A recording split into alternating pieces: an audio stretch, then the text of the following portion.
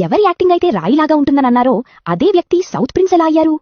ఆయనే మన మహేష్ బాబు. మహేష్ బాబు వాళ్ళ నాన్న కృష్ణ గారు సౌత్ లో చాలా పెద్ద యాక్టర్. అందుకే మహేష్ చిన్నప్పటి నుండి చాలా సినిమాల్లో కనిపిస్తూ ఉండేవారు.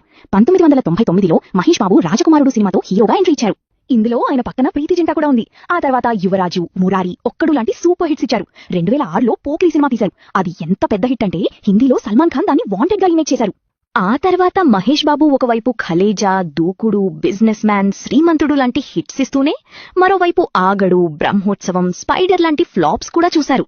కానీ ఆయన ఎక్కువ హిట్స్ ఇచ్చేవారు కాబట్టి యానిమల్, పుష్ప లాంటి సినిమాలు కూడా ఫస్ట్ మహేష్ బాబుకే ఆఫర్ అయ్యాయి.